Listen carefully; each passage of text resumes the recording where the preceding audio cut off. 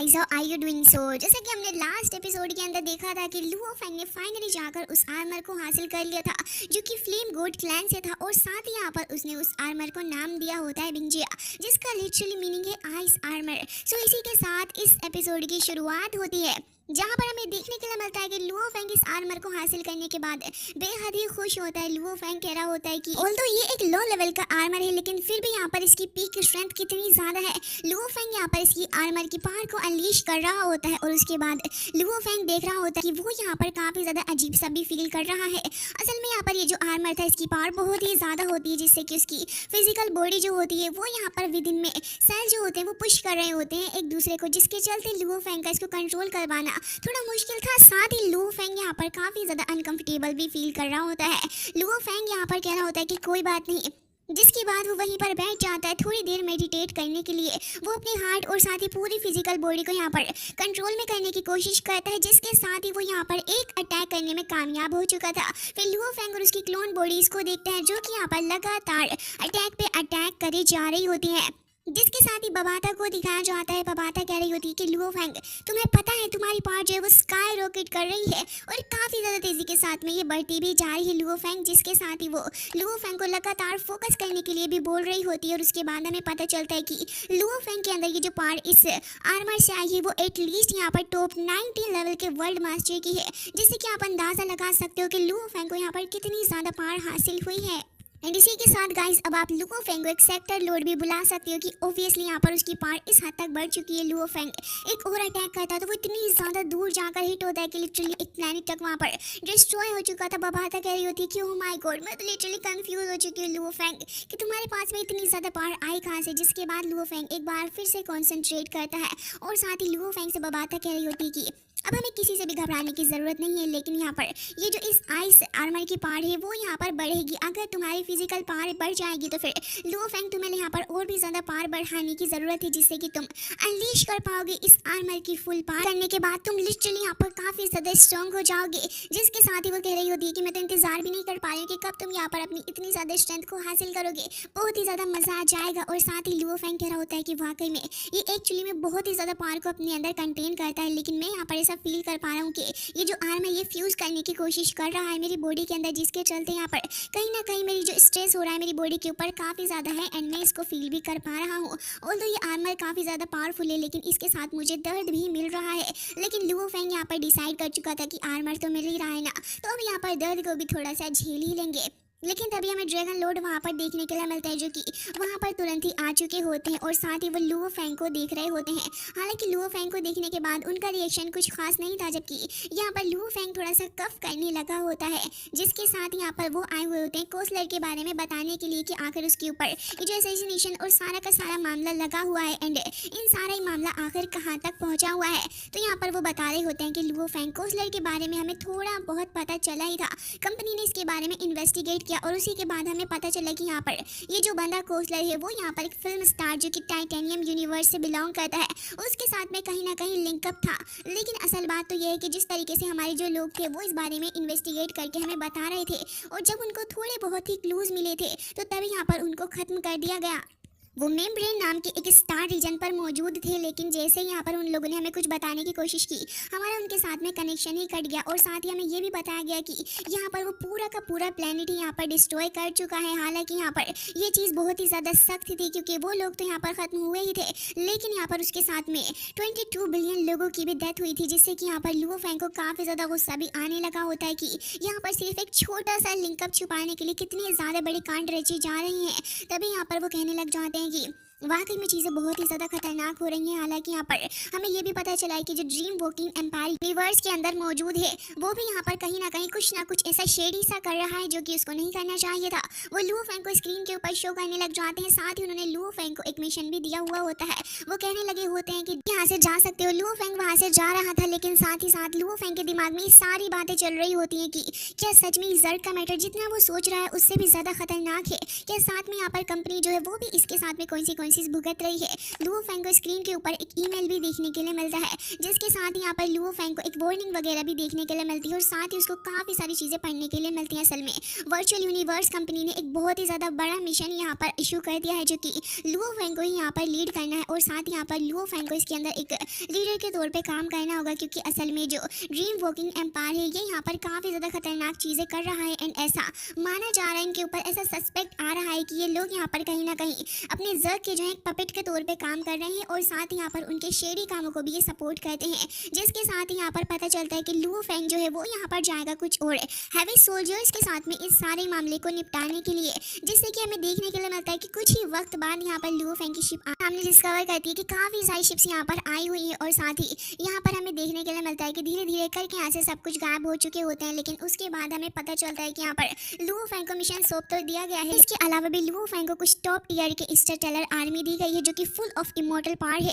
और साथ ही यहाँ पर वॉरियर्स जो कि अपने आप को बहुत ही ज़्यादा खतरनाक लेवल पर डेवलप कर चुके हैं, वो यहाँ पर लुओ फेंग का साथ देने के लिए जाएंगे, जिससे कि लुओ फेंग और भी ज़्यादा कॉन्फिडेंट हो चुका होता है इन सारी चीज़ों को लेकर। जिसके बाद हमें देखने के लिए मिलता है कि लुओ फेंग वहाँ पर खड़ा हुआ था, तभी वो लेडी वहाँ पर आ जाती है और कहने लग जाती है कि मुझे नहीं पता था कि तुम यहाँ पर गोल्डन हॉर्न ट्राइब के साथ में सारी कॉन्फ्लिक्ट को इतनी आसानी के साथ में हैंडल कर लोगे। मैं वाकई में तुम्हें मान गई, जबकि लुओ फेंग यहाँ पर खड़ा हुआ होता है और साथ ही यहाँ पर वो पूछने लग जाती है कि क्या कोई बड़ा मूव करने वाले हो। तभी यहाँ पर हमें पता चलता है कि लुओ फेंग के साथ में 9th लीजन यानी कि वो इंटरस्टेलर आर्मी और इसके अलावा भी यहाँ पर मार्केस येंग जो है वो भी लुओ फेंग के साथ में जाने लगे हैं, जो कि यहाँ पर लुओ फेंग की मदद करेंगे। जिसके साथ यहाँ पर लुओ फेंग अब इस लेडी की तरफ हाथ बढ़ा रहा होता है, तो वो भी यहाँ पर आई जाती है। आखिर कोई कब तक लुओ फेंग से इम्प्रेस ना हो, तो उसे लुओ फेंग के सारे हुक्म का पालन करना था, क्योंकि वो कमांडर थी, लेकिन इससे ज्यादा यहाँ पर सारे स्ट्रिक्ट रूल जो थे वो फॉलो करने थे। तभी हमें देखने के लिए मिलता है कि गोल्डन हॉर्न ट्राइब के वो बंदे भी वहाँ पर आ चुके होते हैं, जो कि लुओ फेंग को बहुत ही ज्यादा रिस्पेक्ट दे रहे थे। जिसके साथ ही यहाँ पर वो बंदा जो कहने लगा होता है कि मुझे तुमसे मिलकर बहुत ही ज्यादा खुशी हो रही है लुओ फेंग, तभी वो कहने लगा होता है कि आप सारे प्लीज मेरे साथ में आए, क्योंकि अब हमें वर्चुअल यूनिवर्स कंपनी की तरफ से एक बहुत ही ज्यादा अहम मिशन को आगे कैरी आउट करते हुए जाना है। जिसके साथ ही हमें पता चलता है कि यहाँ पर ये जो अपना ड्रीम वॉकिंग एम्पायर के साथ में सारे ही जो कम्युनिकेशंस थे उनको ब्लॉक कर दिया गया है, मतलब कि एक तरीके से बंद कर दिया गया है, जिससे कि उन्हें किसी भी तरीके से पता ना चले कि वर्चुअल यूनिवर्स कंपनी आखिर क्या प्लान कर रही है। और इसी के चलते यहाँ पर जितने भी लोग इस जगह पर खड़े हुए हैं वो यहाँ पर स्ट्रिक्टली इस रूल को फॉलो करने वाले थे कि सारी तरफ से इस जगह पर अटैक किया जाए, जिससे कि इन लोगों को बिल्कुल भी यहाँ पर मौका ना मिले यहाँ पर अपने आप को बचाने का या फिर किसी भी तरीके से डिफेंड करने का। हालांकि यहाँ पर इस ऑपरेशन के अंदर इन 120 मिलियन इंडिविजुअल को यहाँ पर हिट करना होता है। जिसके साथ यहाँ पर लुओ फेंग कह रहा होता है कि क्योंकि गोल्डन हॉर्न ट्राइब जो है वो यहाँ पर एक्सपीरियंट्री फोर्स है, तो मैं समझता हूँ कि यहाँ पर आप लोग काफ़ी अच्छे से काम करोगे। तभी वो कहने लगा होता है कि बिल्कुल मैं अपने साथ में 6 पीपल लेकर आया हूँ, जो कि टॉप इमॉर्टल लेवल की पीक पर मौजूद है और इनकी पावर का आप अंदाज़ा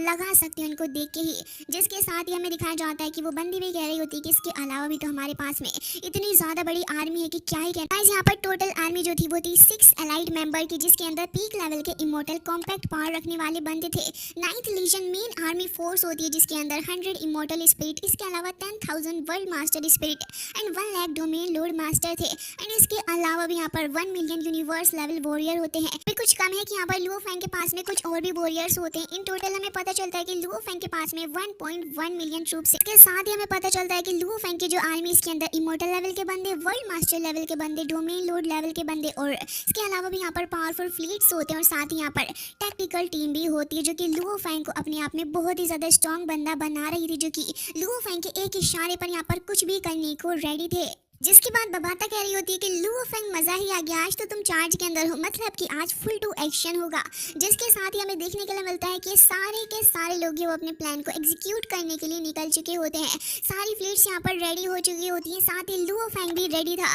तभी हमें देखने के लिए मिलता है वो सभी को कहता है कि चलो, तो सारे के सारे वहाँ से निकल के चले जा चुके होते हैं, जहाँ पर हमें देखने के लिए मिलता है कि सबसे पहले आकर तो इस प्लेनेट को यहाँ पर सराउंड करते हैं, जो कि लुओ फेंग के प्लान का ही एक हिस्सा होता है। जिसके साथ ही हमें देखने के लिए मिलता है कि लुओ फेंग जैसे ही डिस्कवर करता है कि वो काफ़ी ज़्यादा करीब आ चुका है, तो फिर लुओ फेंग कह रहा होता है कि इन लोगों के पास में टोटल 15 मिलिट्री बेस है, तो फिर हमें उन मिलिट्री बेसिस को भी ख़त्म करना होगा। और कह रहा होता है कि ये सारे यहाँ पर फैमिली के की मेंबर्स द्वारा कंट्रोल करे जा रहे हैं और एडिशन में हमारे पास में इंपीरियल गार्ड्स भी होंगे, तो फिर लगता है कि आज के ये यहीं से हेविली शुरू होना चाहिए। जिसके साथ ही लुओ फेंग कह रहा होता है कि जो हमारे 9th लीजन है उनको डिस्पैच करना होगा हमें 15 स्टार फ्लीट्स के अंदर, जिससे कि वो यहाँ पर एक काफ़ी ज़्यादा तेज़ी के के साथ में आगे बढ़े और साथ ही यहाँ पर इस स्ट्रॉन्ग पॉइंट को इनके किल कर दें। इसके अलावा क्योंकि हमें यहाँ पर 120 मिलियन की फैमिली मेंबर्स को खत्म करने लगातार इनके ऊपर अटैक करते रहना होगा। लेजर वेपन का इस्तेमाल करते हुए लू फेंग 29 फ्लीट्स को ऑर्डर करता है कि तुम सभी यहाँ पर सराउंड कर लोगे इस मेम्ब्रेन स्टार को, जिससे कि हम यहाँ पर किसी भी तरीके का कोई चांस नहीं देंगे इनको कि ये यहाँ से चले जाएं। एडिशन में लू फेंग एक फ्लीट को और रखता है, जिससे कि अगर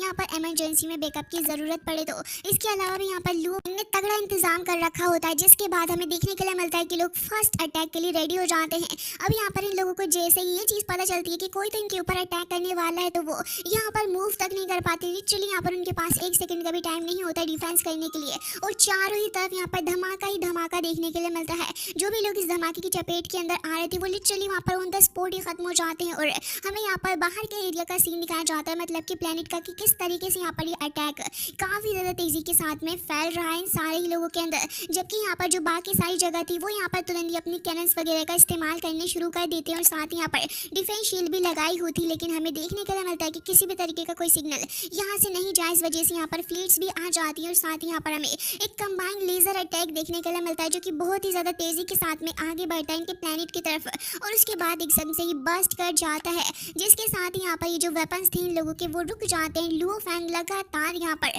काफी ज्यादा खतरनाक तरीके से सारे के सारे एरियाज को यहाँ पे कवर कर रहा होता है। इमेंस तरीके से डिस्ट्रक्शन हमें देखने के लिए मिलती तरफ जितने भी वॉरियर्स होते हैं उनको यहाँ पर मूव तक करने का चांस नहीं मिल रहा था। लुओ फैंग लिटरली यहाँ पर एरियाज का सफाया करता हुआ जा रहा होता है, और जो जो एरिया उसने मार्क किए हुए थे वो यहाँ पर लिटरली राइट हो रहे होते हैं, क्योंकि लुओ फैंग ने इस तरीके से यहाँ पर अपना काम किया होता है। लुओ फैंग ने यहाँ पर जो 29 फ्लीट्स को कहा था कि तुम सराउंड कर लेना, जिससे कि यहाँ पर इन्हें मौका नहीं मिले, वो यहाँ पर अपने बिल्कुल ही उसी एरिया पर जाकर खड़े हो जाते हैं, जिससे कि यहाँ पर इनके निकलने के चांसेस थे। चारों ही तरफ से इन्होंने इनको कवर कर लिया होता है, जिससे कि यहाँ पर इन लोगों को बिल्कुल भी मौका नहीं मिल पाता। जिसके साथ ही हमें देखने के लिए मिलता है लुओ फैंग का एक शानदार आर्मी फोर्स, जो कि यहाँ पर कुछ भी करने के लिए लिटरली तैयार था। जिसके साथ ही अब ये सीन कट होता है, एंड क्योंकि यहाँ पर ये चीज़ें बहुत ही ज़्यादा फास्टली हो रही थी, तो अभी तक किसी को इसके बारे में इन्फॉर्म नहीं होती, मतलब कि जो दूसरे एरिया के लोग होते हैं उनको इसके बारे में ज़्यादा इन्फॉर्म नहीं थी। तभी हमें देखने के लिए मिलता है कि इस जगह का वो जो मेन एरिया होता है जहाँ पर वो बंदा होता है, जो कि यहाँ पर सभी को मेनली कंट्रोल करता है, वो मौजूद था। बाकी सारे लोग भी यहाँ पर होते हैं, लेकिन तभी यहाँ पर जैसे ही सारे के सारे लोग बात कर रहे थे, तभी इनमें से एक कह रहा होता है कि हमारे लॉर्ड यहाँ पर आ चुके हैं। तो यहाँ पर सभी लोग ऑब्वियसली यहाँ पर रुक चुके होते हैं और उसको तुरंत ही ग्रीट करने लगे थे। वो बंदा जैसे ही आता तो फिर सारे ही लोग उसके सम्मान में झुक जाते हैं, और उसके बाद हमें उस बंदे का फेस देखने के लिए मिलता है, जो कि यहाँ पर काफ़ी ज़्यादा एरोगेंट वे में खड़ा हुआ था। जबकि हमें पता चलता है कि इस बंदे का नाम यहाँ पर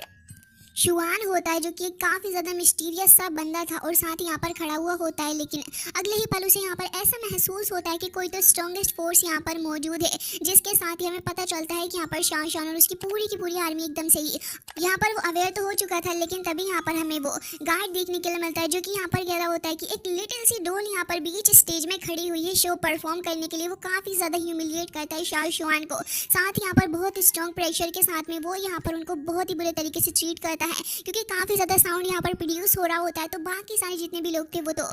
अपना सर ही पकड़ लेते हैं, जबकि शान को बहुत ही ज़्यादा गुस्सा आने लगा होता है। वो कह रहा होता है कि गुस्ताख, तुम्हारी इतनी हिम्मत भी कैसी है सब कुछ करने की मेरे एरिया में। जबकि हमें देखने के लिए मिलता है कि यहाँ पर इन सारी चीज़ों से किसी को कोई भी फर्क नहीं पड़ रहा होता। स्पेशली गोल्डन हॉर्न ट्राइब के बंदे तो एकदम से काफ़ी ज़्यादा तगड़े बंदे, उनको क्या ही फर्क पड़ता है। लेकिन शान तो काफ़ी ज़्यादा तेज़ी के साथ में बाहर आता है हमला करने के लिए, लेकिन सामने वो दिखता है अपने एक काफ़ी ज़्यादा तेज़ी के साथ में ग्लो करती हुई गोल्डन चीज़, जो कि असल में होता है एक हैमर, जिसे यहाँ पर टेम्पल गार्ड लीड कर रहा होता है। तुरंत यहाँ पर वो हमला करने के लिए उसे आगे भी बढ़ा देता है। लेकिन शान भी कुछ कम नहीं था, वो भी यहाँ पर एक फिस्ट अटैक करता है, और लिटरली एक बहुत ही ज़्यादा बड़ा सा ब्लास्ट हमें देखने के लिए मिलता है। लेकिन उसके बाद यहाँ पर काफ़ी सारे लोगों की जान ऐसे ही चली जाती है, और फिर एक बहुत ज़्यादा बड़ा सा एक्सप्लोजन भी हमें देखने के लिए मिलता है, जिसके साथ यहाँ पर इस पूरे के पूरे एक्सप्लोजन की चपेट में आ चुका होता है शान भी, और यहाँ पर इसी के साथ में इसकी डेथ भी हो चुकी होती है, क्योंकि एक्सप्लोजन बहुत ही ज़्यादा बड़ा एक मास एक्सप्लोजन कहा जा सकता है, जिसके साथ यहाँ बहुत ही बड़ा एरिया इसकी कवरेज में आया हुआ होता है। लुओ फेंग ये सब कुछ दूर से देख रहा था, हालांकि इस जगह के जितने भी सिटीजन्स थे उनको हार्म नहीं किया गया होता, की मेंबर्स को ही यहाँ पर हार्म किया गया होता है। और उसके बाद चारों ही तरफ हमें ग्राउंड के अंदर आग लगी हुई देखने के लिए मिलती है। तभी यहाँ पर टेम्पल गार्ड वहाँ पर खड़ा हुआ था और काफ़ी टेंशन में वहाँ पर अपना स्वैग दिखा रहा होता है। लुओ फेंग का पूछने लग जाता है कि आखिर करंट कॉम्बैट सिचुएशन क्या चल रही है 9th लीजन के बारे में। जिसके साथ यहाँ पर वो लड़की बताने लग जाती है कि असल में यहाँ पर इनके जो मिलिट्री बेस बना हुआ था उसको तो यहाँ पर एक ही झटके में डिस्ट्रॉय कर दिया गया है, जिससे कि 68 बिलियन की फैमिली मेंबर्स को खत्म किया गया है। इसके अलावा हमें दिखाया जाता है वो पूरा ही अफेक्टेड एरिया, जिसके साथ ही टेम्पल गार्ड कह रहा होता है कि हम लोगों ने भी अपना ऑपरेशन बहुत ही अच्छे से और स्मूथली किया है एंड अभी तक तो कोई भी प्रॉब्लम यहाँ पर नहीं आ रही है। लू फैंग अभी भी देख रहा होता है कि क्या सारी चीज़ें उसके प्लान के अकॉर्डिंग चल रही हैं, क्योंकि अभी भी यहाँ पर जो अटैक्स होते हैं वो लगातार ऐसे ही बढ़ते जा रहे होते हैं। और तभी हमें दिखाया जाता है कि जितने भी ताइवान मेंबर होते हैं वो सारे सडनली शॉक्ड हो जाते हैं, वो देखकर एकदम से टेंस्ड हो जाता है और कहने लगा होता है कि कुछ तो यहाँ पर सही नहीं है। और तभी हमें देखने के लिए मिलता है कि ग्राउंड के अंदर से कुछ तो यहाँ पर रूट टाइप अजीब सी बाहर निकल के आ रही होती है, जो कि लिटरली ग्राउंड को फाड़ती हुई बाहर निकल के आ रही थी। एंड ये एक अजीब तरीके के कुछ डार्क से फ्लावर लग रहे होते हैं, जिनके अंदर में काफी सारे कांटे भी देखने के लिए मिलता है। लेकिन पूरी की पूरी ताइवान टीम जो होती है वो इनके सामने खड़ी हुई होती है और यहाँ पर वो फाइट करने को रेडी थे। लेकिन हमें पता चलता है बबाते के थ्रू ये जो इमोर्टल स्पिरिट होती है वो यहाँ पर इमोर्टल इसलिए है क्योंकि यहाँ पर वो वापस से अपने सेल फ्रेगमेंट को इकट्ठा करके खुद को वापस से रिबॉर्न करने में कामयाब है। जैसे यहाँ पर सारी सेल्स गैदर होंगे तो एक बार फिर से यहाँ पर ये बंदा जिसका नाम शाओ शुआन है वो वापस आ सकता है। और यहाँ पर एक बार फिर से हमें ऐसा ही देखने के लिए मिलता है। असल में शाओ शान के जितने भी बॉडी सेल्स होते हैं वो आपस में एक दूसरे से आकर बहुत ही ज्यादा तेजी के साथ में मिल रहे होते हैं, ग्रो भी कर लेते हैं, जिससे कि यहाँ पर शाओ शुआन की बॉडी जो होती है वो धीरे धीरे करके फॉर्म होने लग जाती है। और उसके बाद हमें वो बड़ा सा फ्लावर देखने के लिए मिलता है, जो कि यहाँ पर इवेंचुअली आकर ओपन हो ही जाता है। और उसके बाद हमें उसकी पूरी बॉडी फॉर्म होते हुए देखने के लिए मिलती है। वो सामने आकर खड़ा हो चुका था और गुस्से से कह रहा होता है कि तुम मुझे खत्म करना चाहते हो सच में, चलो आओ देखता हूँ कि यहाँ पर ये कितना ज्यादा आसान तुम्हारे लिए रहता है। जिसके साथ ही हमें दिखाया जाता है कि जो और भी बाकी सारे फ्लावर्स जो थे वो भी फॉर्म होने लगे होते हैं, लेकिन उसके अंदर से तो हमें कुछ अजीब सी तरीके की चीजें देखने के लिए मिल रही थी, जो कि बाकी सारे मेंबर्स के अराउंड जा रही होती हैं। हालांकि यहाँ पर टेम्पल गार्ड काफी अच्छे से काम कर रहा होता है, लेकिन बाकी सारे जो वॉरियर्स होते हैं वो ना चाहते हुए भी इससे अफेक्टेड हो रहे थे। और कहीं ना कहीं उनकी पूरी बॉडी जो होती है इस अजीब सी क्रिएचर के साथ में यहाँ पर रैप अप हो चुकी होती है, जिससे कि यहाँ पर उनको फाइट करने का मौका नहीं मिल पा रहा होता है। इंस्टेड वो अपनी चीज़ों के अंदर उलझ कर रह जाते हैं। सारी चीज़ें देखने के बाद यहाँ पर वो सभी बहुत ही ज़्यादा अवेयर हो गए थे अपने आसपास की सराउंडिंग से। बट देखने वाली बात तो ये थी कि यहाँ पर इससे कुछ फर्क भी नहीं पड़ता, क्योंकि चारों ही तरफ ये अजीब से रैप अप करने वाली चीज़ मौजूद होती है, जो कि बहुत ही ज़्यादा अजीब सी भी नज़र आ रही थी। लेकिन तभी हमें दिखाया जाता है कि जैसे वो टेम्पल गार्ड को ट्रैप करने की कोशिश करती है, तभी वो यहाँ पर खुद को आज़ाद करवाती हुई आगे बढ़ता है। हालांकि सभी वॉरियर्स की बॉडी पे कहीं ना कहीं वो आकर स्टिक करने लगी होती है। जिसके साथ ही हमें दिखाया जाता है कि जो शान था वो बहुत ज़्यादा गुस्से में था। हालांकि टेम्पल गार्ड भी यहाँ पर बहुत ज़्यादा भड़क चुका होता है। दोनों यहाँ पर एक दूसरे के सामने आ जाते हैं, जहाँ पर अपना टेम्पल गार्ड बहुत ही ज़्यादा तेज़ी के साथ में उसके ऊपर अपने हैमर से अटैक कर देता है। लेकिन हमें देखने के लिए मिलता है कि अब तो उसको कुछ भी नहीं हो रहा था। वो कह रहा होता है कि अगर तुम यहाँ पर मुझे मारना चाहते हो तो ट्राई करके देख लो, तुम कुछ भी नहीं कर पाओगे। लेकिन बबाते के थ्रू हमें पता चलता है कि अगर इस बंदी को ख़त्म करना है तो फिर इसको ख़त्म करने का सबसे आसान तरीका यही है कि इसकी सोल को डिस्ट्रॉय करा जाए, क्योंकि इस तरीके से अगर यहाँ पर इमॉर्टल वॉरियर्स अपनी पावर को यहाँ पर लगातार ऐसे यूज करते रहेंगे तो इन दी एंड कुछ भी नहीं होने वाला, उनकी पावर ही ड्रेन होगी। टेम्पल गार्ड उसे पीट रहा होता है, लेकिन वो झटके से पीछे को हट जाता है और उसके बाद वो यहाँ पर किसी खास तरीके की पावर को एक्टिवेट करता है। असल में वो यहाँ पर अपने सोल अटैक को कर रहा था, जो कि एक जग का मेथड होता है एंड देखने में वो अजीब सा एंड जग जैसा ही नजर आ रहा होता है। एंड उसके बाद वो बहुत ही ज्यादा तेजी के साथ में चिल्लाता है एंड हमें देखने के लिए मिलता है कि अब टेम्पल गार्ड से उसका वो जो हैमर होता है वो भी काफी ज्यादा दूर हो चुका था। इसी के साथ ये एपिसोड एंड हो जाता है। आई होप कि आपको पसंद आया होगा। मिलते हैं नेक्स्ट वीडियो में, तब तक के लिए bye bye, take care of yourself.